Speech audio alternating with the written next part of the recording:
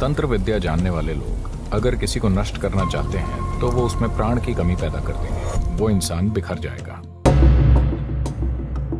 अगर आप किसी के प्राणों की बनावट समझते हैं तो आप उनका अतीत, वर्तमान और भविष्य जान जाते हैं।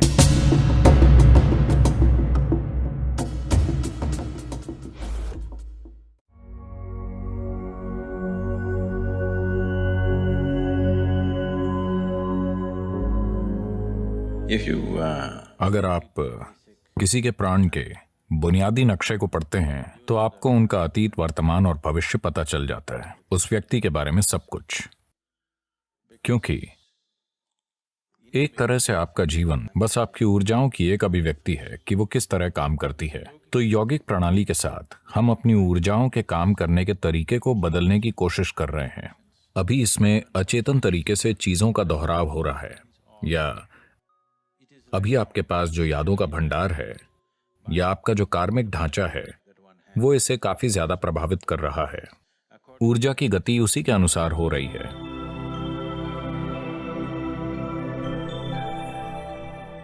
अब अगर हम इसे देखें, भूल जाइए कि ये किसका चित्र है, ठीक है?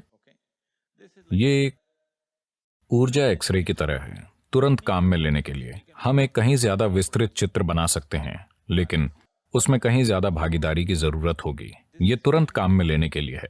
तो अब अगर आप इस चित्र को देखें तो आप पाएंगे कि मूलाधार थोड़ा असंतुलित है। इस पर थोड़ा और काम करने की जरूरत है। स्वादिष्ठान ज्यादा मजबूत नहीं है, लेकिन ठीक है। मणिपूरक अच्छा है। अनाहत उलझन में है। आप जानते हैं ये क्या है? आप जानते हैं कि कौन सा चक्र कौन सा है? अनाहत उलझन में है और कुछ ऐसा है। विशुद्धि ज्यादा कुछ नहीं हुआ है। आप जैसे पैदा हुए थे ये वैसा ही है। आज्ञा ठीक है, स्थिर है, कुछ खास नहीं है, लेकिन संभावना मौजूद है।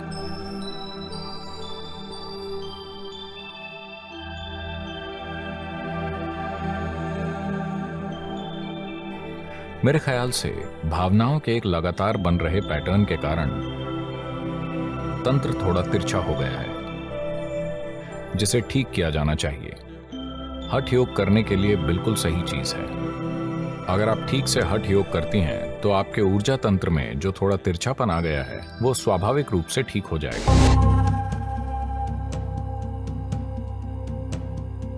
तंत्र विद्या जानने वाले लोग अगर किसी को नष्ट करना चाहते हैं तो वो उसमें प्राण की कमी पैदा कर देंगे। वो इंसान बिखर जाएगा। अगर आप किसी के प्राणों की बनावट समझते हैं तो आप उनका अतीत, वर्तमान और भविष्य जान जाते हैं।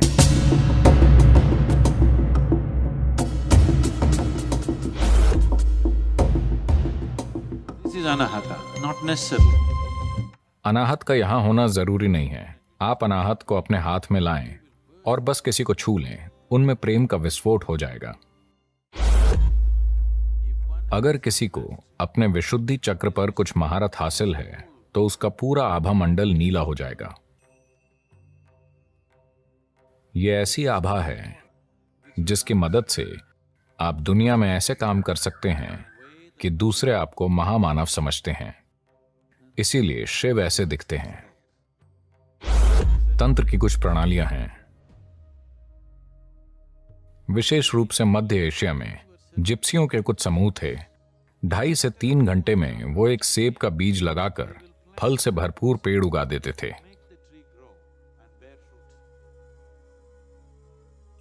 कुंडलिनी ऐसा आयाम है, इसमें तब तक दखल नहीं देनी चाहिए जब तक कि आप वाकई काबिल ना हो।